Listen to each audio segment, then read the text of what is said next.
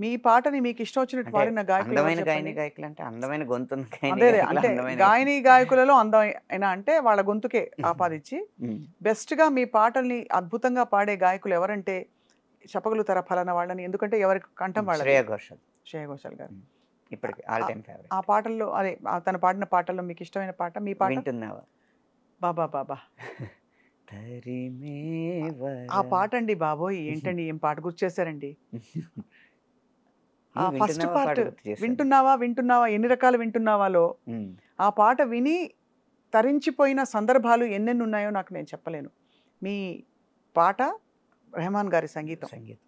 అది తమిళ్లో 'మన్నిప్పాయ' అని వస్తది. అప్పటికి నాకున్న లాజిక్ ప్రకారం సారీ, థాంక్స్, ప్లీజ్ ఇవి చెప్పితే గనక ప్రేమ అవ్వదు. వాటన్నిటికి అతీతమైంది ప్రేమ అని జెప్పి తమిళ్లో 'మన్నిప్పాయ'ని నేను తీసుకోలేదు.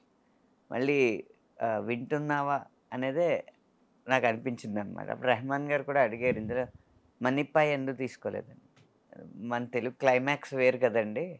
క్లైమాక్స్‌లో కలిసిపోతారు హీరో, హీరోయిన్‌లు. సో, హ్యాపీ ఎండింగే. తమిళ్‌లోనేమో విడిపోతారు. హ్మ్. కాబట్టి ఇంక విడిపోతున్నాం గాబట్టి ఇంక ప్రేమ లేదు గాబట్టి ఇంక సారీ జెప్పేయొచ్చు. హ్మ్.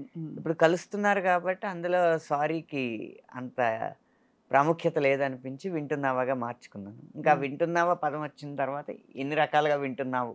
వింటున్నావా? అని అడగడానికి అన్ని రకాలుగా రాశాను. 'మన్నిప్పాయే మన్నిప్పాయే' అని అలొచ్చిందా?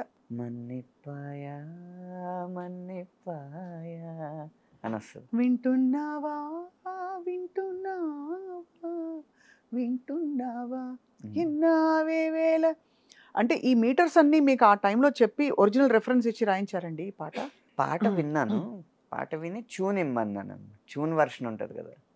తననా తననా తననే తననా తరెనా నానానే తాననే నానానా మన్నిప్పాయా మన్నిప్పాయా అని ఇచ్చారు ట్యూన్. ఆ ట్యూన్‌కి రాశాను. One of your golden gems అండి ఈ పాట మాత్రం. అలాగా గోల్డెన్ జెమ్సా? అంటే బంగారు వజ్రాలా? గోల్డెన్ జెమ్స్ అంటే బంగారులో పొందుపరిచిన వజ్రం. ఓకే. నాకు ఇంగ్లీష్ సరిగ్గా రాదు.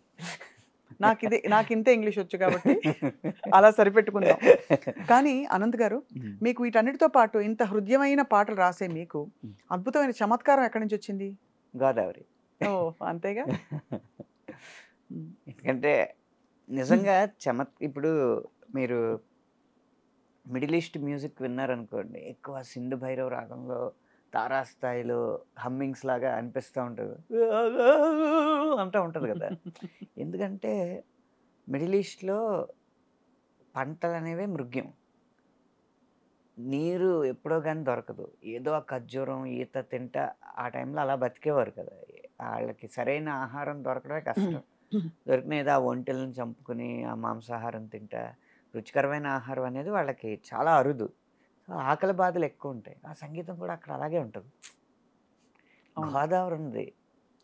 ముఖ్యంగా మా కడుపు నిండిన బేరం మాదైతే. హ్మ్. డబ్బుండదేమో గానీ, అన్నానికి లోటుండదు. ఎప్పుడు ఇప్పుడు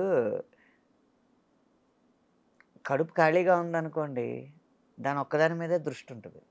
కడుపు నిండాక 100 ఆటిల మీదకెళ్తది దృష్టి.